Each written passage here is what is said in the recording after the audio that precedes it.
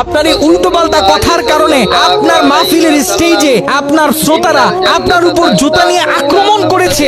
এই ভিডিও বাংলার লক্ষ কোটি মানুষ দেখেছে। এই ভিডিও এখনো সোশ্যাল মিডিয়াতে ঘোরাঘুরি করে। আপনি যখন দেখেন কোরআন হাদিসের কথা বলার কারণে আপনাদের মুখোশ উন্মোচন হচ্ছে, তখন আপনারা তাদের বিরোধিতা করেন, তখন আপনারা তাদের বিরুদ্ধে লেগে যান। সেখানে আহমদুল্লাহ হয়ে আহমদুল্লাহকে কোন একটা নাম রাখছে। যখন মিজানুর রহমান আজারি হুজুরের এক একটা মাহফিলে লক্ষ লক্ষ যুবক আসতো, হাজার হাজার মানুষ তার তাফসিরের প্রোগ্রামগুলোতে অ্যাটেন্ড করতো, আপনি ওই সময়ও ছোট্ট ছোট্ট বিষয়ে মিজানুর রহমান আজারি হুজুরের সমালোচনা করেছিলেন, কঠোরভাবে তার বিরোধিতা করেছিলেন। মিজানুর রহমান আজহারি, মিজান তোমাকে বলছি এখনো শুনো, তোমার এই মুনাফিকি এগুলো বাদ দিয়ে দাও। আপনি সব সময় মাহফিলের স্টেজগুলোতে বলেন যে তাহিরি এই ক্ষেত থেকে উঠে আসে নাই, তাহিরি যে কোন জায়গা থেকে উঠে এসেছে, তাহিরি যে কোন মাহফিলের স্টেজগুলো থেকে উঠে এসেছে, এটা বাংলার লক্ষ কোটি জনতা খুব ভালোভাবে জানে। যেই তাহিরি দিনের যতটুকু খেদমত করেছেন, দিনের তার থেকে বেশি ক্ষতি করেছেন।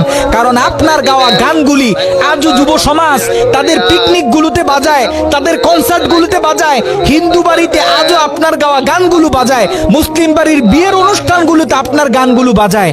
একটু ভালোভাবে চিন্তা করে দেখেন আপনার দ্বারা দিনের কতটুকু উপকার হয়েছে এবং আপনার দ্বারা